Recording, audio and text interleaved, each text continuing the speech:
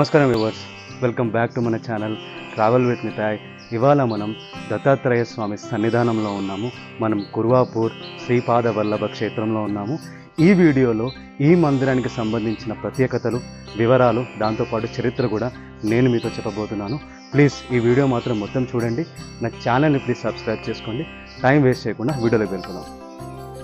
కుర్వాపుర శ్రీ దత్తాత్రేయ స్వామి క్షేత్రం రాయచూర్ డిస్టిక్ కర్ణాటకలో ఉంది. ఈ మందిరం హైదరాబాద్ నుండి దాదాపు 170 కిలోమీటర్లు ఉంటుందండి. రోడ్ కండిషన్స్ గురించి మాట్లాడితే హైదరాబాద్ టు మహబూబ్ నగర్ వరకు రోడ్డు బాగానే ఉంటుంది. మహబూబ్ నగర్ టు రాయచూర్ రూట్ మాత్రం కొద్దిగా బాగోదు. దీని వలన మందిరానికి చేరుకోవడానికి కొద్దిగా ఎక్కువ సమయం పడుతుంది.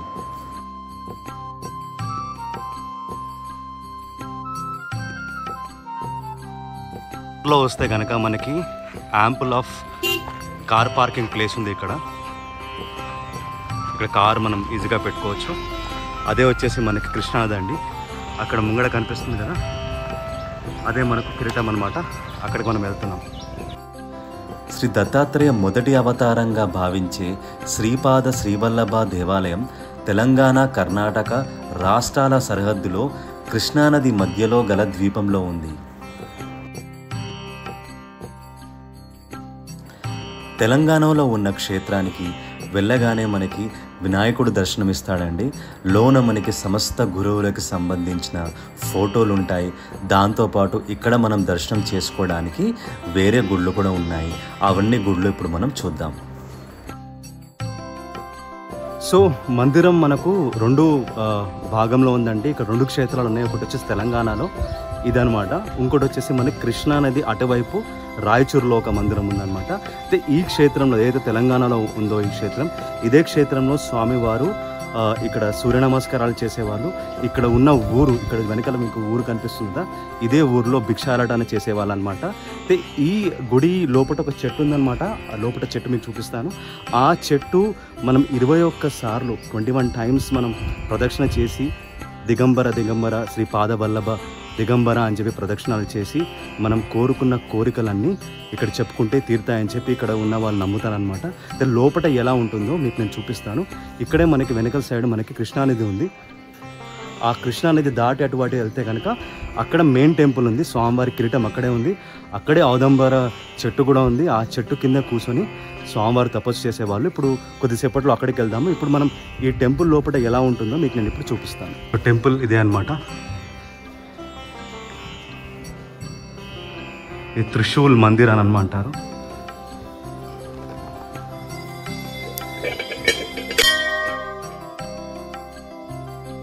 ఈ టెంపుల్కే మనం 21 టైమ్స్ ప్రదర్శన చేసుకొని మన మనసులో ఉన్న కోరికలు కోరుకుంటే కనుక ఇక్కడ తీరుతాయని చెప్పి ఇక్కడ ఉన్న వాళ్ళు నమ్ముతారు.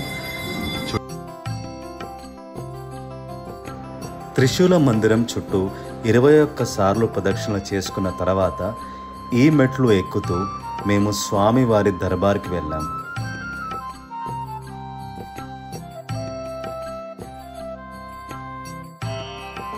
ఇది దత్తాత్రేయ స్వామివారి దర్బార్ అన్నమాట. ఇక్కడే స్వామివారు వాళ్ళ భక్తులతోటి ఇక్కడే కూర్చొని వాళ్ళ సమస్యలు ఇక్కడే వినేవాళ్ళు.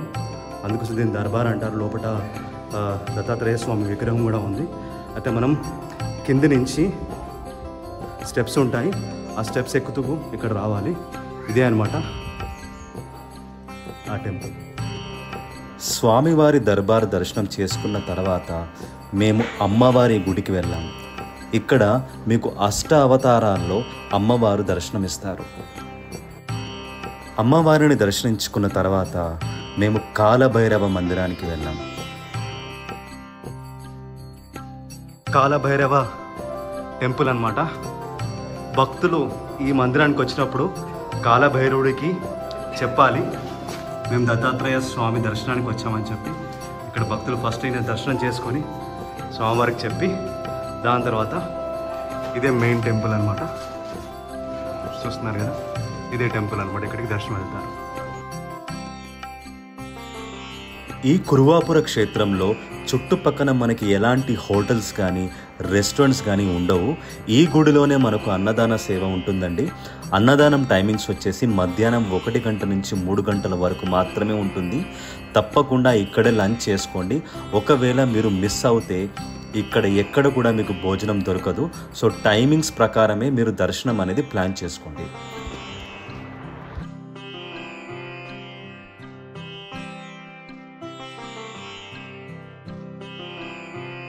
సో ఇక్కడున్న మందిరాన్ని దర్శనం చేసుకున్న తర్వాత మనము మెయిన్ మందిరానికి వెళ్తున్నామండి. ఇది కృష్ణానది అవతల వైపు ఉంటుంది. ఇక్కడ మనకి బోట్ ఫెసిలిటీ కూడా ఉందన్నమాట. అయితే బోటింగ్ అటువైపు ఉంటుంది. మనం అక్కడికి వెళ్ళేసి బోటింగ్ తీసుకొని మనం ఈ నదిని దాటాలన్నమాట. ఇప్పుడు మనం అక్కడికి వెళ్తున్నాము. ఆ బోట్ ఎలా ఉంటుందో, వాళ్ళు తీసుకునే ఛార్జెస్ ఏంటో మీకు నేను ఇప్పుడు చెప్తాను.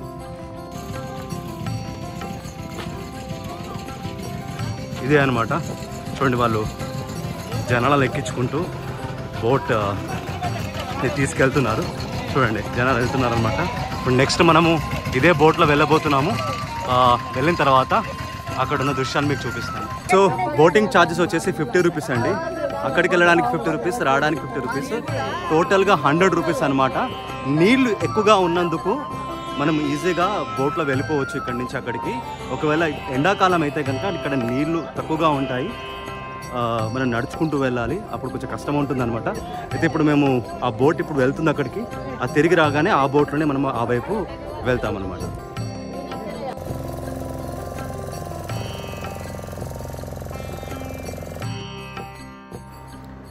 ఈ కృష్ణమ్మ వడిలో ప్రయాణం చేస్తూ చుట్టూ ఉన్న ఆహ్లాదకరమైన ప్రకృతిని చూస్తూ జై దత్తగురు అనుకుంటూ మేము రాయచూర్ శ్రీ పాదవల్లభ క్షేత్రానికి చేరుకున్నాం.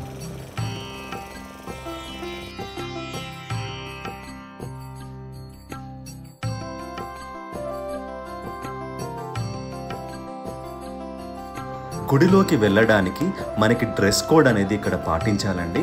మగవారు మాత్రం పంచ కట్టుకోవాలి, ఆడవాళ్ళు మాత్రం శారీ లేదా చుడిదార్ ఉంటే సరిపోతుంది.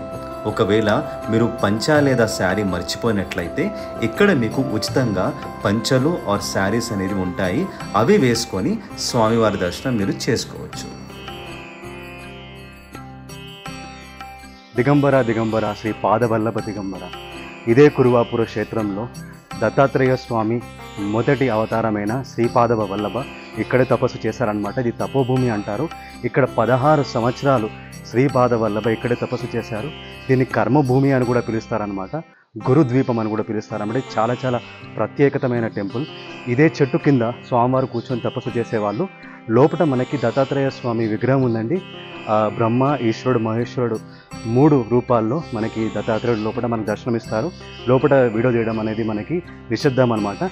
ఇదే కురువాపుర క్షేత్రము చాలా చాలా పుణ్యక్షేత్రం అనమాట. ఇక్కడే భక్తులు వచ్చి వాళ్ళ కోరికలు చెప్పుకుంటారు. ఇక్కడ మనకి 21 ప్రదక్షిణాలు తిరిగి మనసులో ఉన్న కోరిక చెప్పుకుంటే కనుక తప్పకుండా తీరుతుందని ఇక్కడ భక్తులు నమ్ముతారనమాట. అయితే లోపల మనకి ఇంకా కొన్ని క్షేత్రాలు ఉన్నాయండి.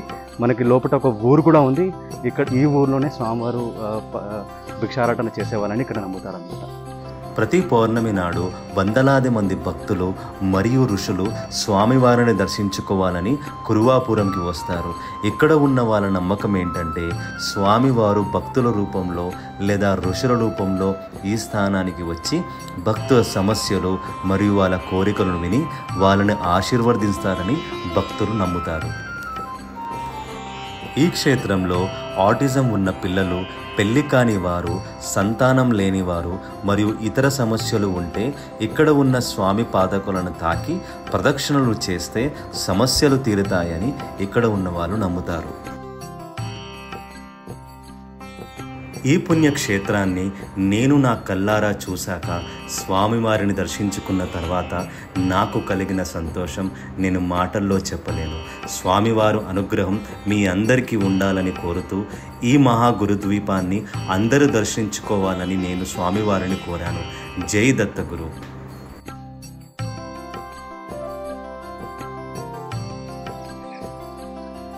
వీడియో మొత్తం చూసినందుకు ధన్యవాదాలు. ఐ హోప్ ఈ వీడియో మీకు నచ్చి ఉంటుంది. ఇలాంటి ఎన్నో వీడియోస్ మీ ముందు తేయడానికి నేను ప్రయత్నిస్తాను. ప్లీజ్ నా ఛానల్ని సబ్స్క్రైబ్ చేసుకోండి. Signing off from travel with Nitai.